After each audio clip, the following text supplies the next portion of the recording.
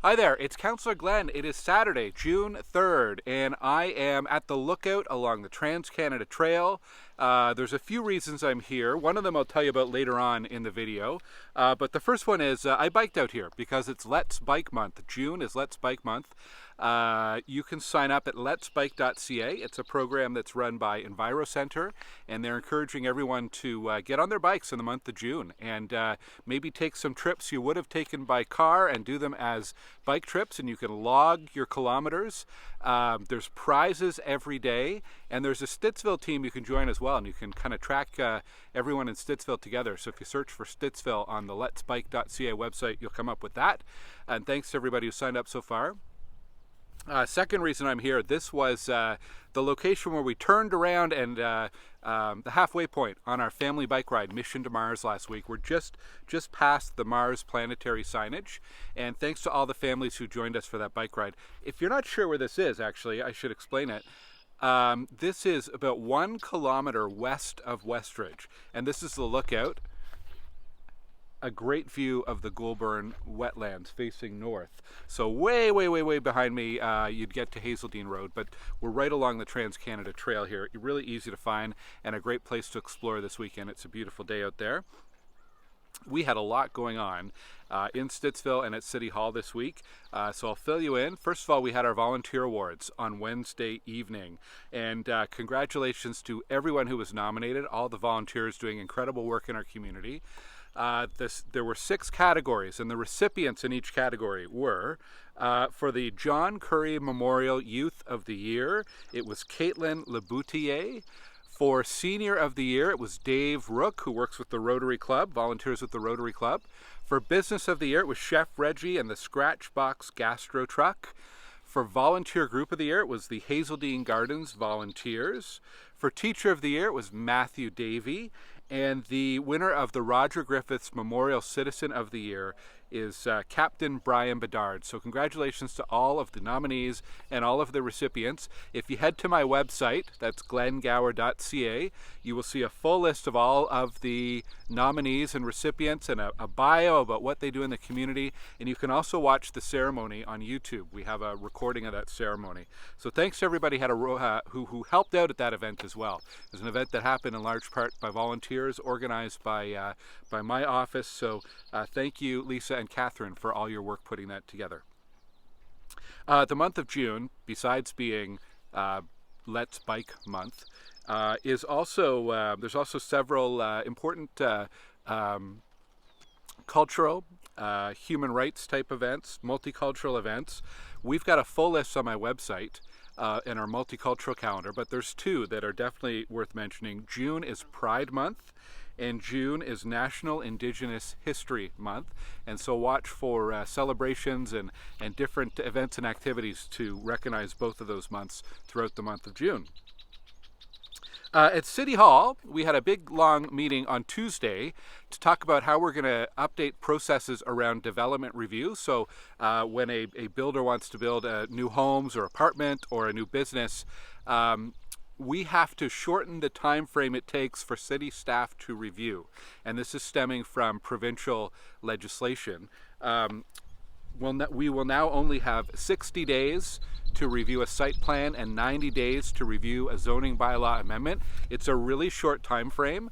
I think usually takes between 12 months and 18 months right now. And so the city's going to hire some more planners and streamline a lot of the processes. And why do we have to do that? Well, the province is requiring us to.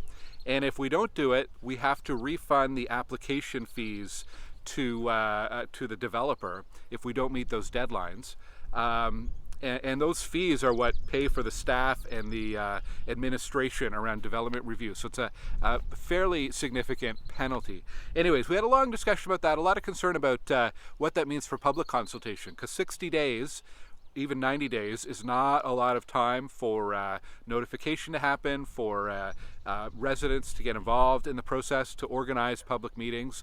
So it's something we're going to have to be pretty watchful and vigilant about, is to change the process and want to make sure that we're not missing anything in these development reviews, obviously. So more to come on that, but one of the many changes in provincial legislation that the city is responding to right now. Public Works Department continued their branch cleanup all across the city. Morning. How's it going? Well done, buddy. Keep it up. Thank you. Lots of people running and walking their dogs along Trans-Canada Trail. Okay, branch cleanup. Stittsville's first pass of branch cleanup is done. There may be some bigger properties where they weren't able to pick it up on the first pass, and so they will be sending along larger equipment to pick that up. If you've still got some small debris, please just bundle it up and you can leave it with your regular compost or green bin pickup. But this apparently citywide, all of the branch cleanup is supposed to be done by the end of this week, so a lot of progress. This is 9 weeks of cleanup, a lot of damage from that storm. This week I posted a number of videos about waste and garbage and the new solid waste plan for the City of Ottawa. As you've probably heard, there's a proposal that City Council will be deciding on soon around garbage and a pay-as-you-throw or bag tag program. I had a chance to meet with city staff this week again and talk about some of the issues that residents have raised. And I went out to the Trail Road landfill to record some videos at the dump there. And I've posted them to my YouTube page and posted them to my Instagram page, and they're also on my website. So I encourage you to check those out. I'm still making up my mind on this, but I wanted to share some facts and information just to help residents understand what is actually being proposed. And there's information about how pay-as-you-throw would work. There's information about incineration and waste to energy. There's information about reducing waste. There's information about apartments and workplaces and businesses. So please check those out. And if you have any questions or comments, contact me. Now, the Environment Committee will be debating staff's recommendations on Monday. I'm not a part of that committee, but of course I'll be tuning in and watching that discussion, and then it'll be coming to Council in a couple of weeks for a final approval. And I anticipate there's going to be some changes from what has been proposed. Also coming up this week on Wednesday, the file for 5618 Hazeldean Road is going to be back in front of the Planning and Housing Committee.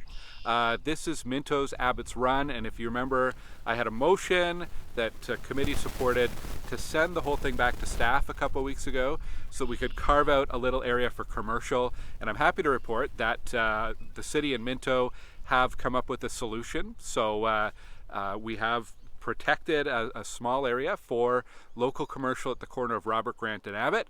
So thank you for everybody who shared your comments to the committee. That was super helpful, and we'll be reviewing that on Wednesday. But based on the report I've seen so far, everything's looking good.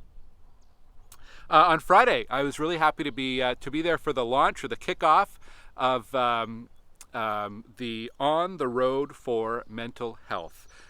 This is a couple of Stittsville residents doing a 24-hour walk across all of Ottawa. They're going to be visiting every ward during their walk. They left Stittsville yesterday at noon, Greg and Aaron McPherson, and they're going to end it at noon at City Hall on an incredibly hot day, and they're raising funds for mental health initiatives in our community. Check that out. You can Google On the Road for Mental Health, and you'll find their website if you want to make a donation. Good work, and wow, what a hot day to be walking across Ottawa. Coming up this week, Ottawa Fire. It is the annual Wake Up program.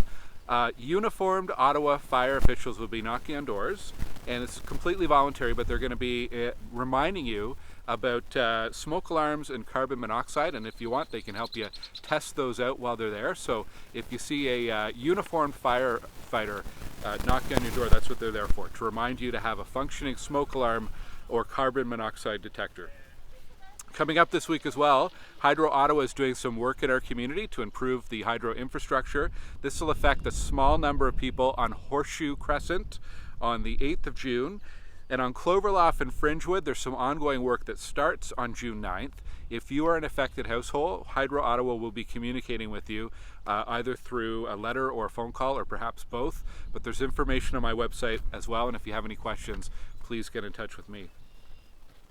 Let's wrap up with some upcoming events. There are a ton of upcoming events in our community. Actually, we've started a new thing on my website. If you go to glengower.ca/events, you will now see a listing of upcoming events in our community. And if you're an event organizer and you'd like us to add your event, just send me an email and we'd be happy to add that. So June 8th, actually this is why I'm here today. A reminder, June 8th is our Protecting Our Wetlands public meeting.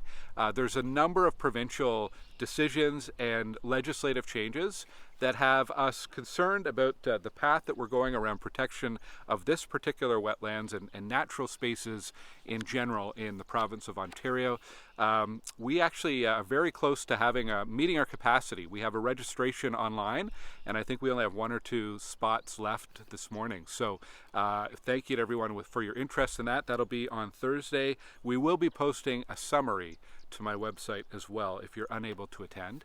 Coming up on June 17th is Welcome to Stittsville, a really great event, shaping up to be a great event. It'll be at Village Square Park on Saturday afternoon from 12 to 4 at Village Square Park, June 17th. We have about 40 different exhibitors representing cultures from across the community, representing local community groups and association. It's really going to be a great event, and I hope you can attend that. Watch for signs that are up in the neighborhood as a reminder as well. Tomorrow is the Stittsville Village Association annual Arts in the Park, and it runs most of the day on Sunday. A really great community event, so check that out at Village Square Park tomorrow. This weekend is Doors Open Ottawa. You can find more information on the city's website, ottawa.ca. I think I'm going to try to get to Greenboro Station today. That's in the south end, where OC Transpo is going to have one of the new LRT trains serving the southern extension of LRT. They're going to have a LRT train to tour, so I think I'm going to check that out. But there are locations all over Ottawa that have their doors open for residents to go and explore. Tomorrow, Sunday, at the baseball stadium, is the Public Works Big Vehicle Expo. So if you've got a kid or a grown-up in your life who loves big vehicles, check out that event at the stadium. And today there's a lawn bowling open house. I think it's from 10 to 2. Not 100% sure on that. Out at the Goulburn Lawn Bowling Club, which is by the old Goulburn Town Hall. If you head south down Stittsville Main Street, a little bit past Fluellen Road, you will find the lawn bowling field. And it's not in Stittsville, but close enough, and I was there last night. It was kind of fun.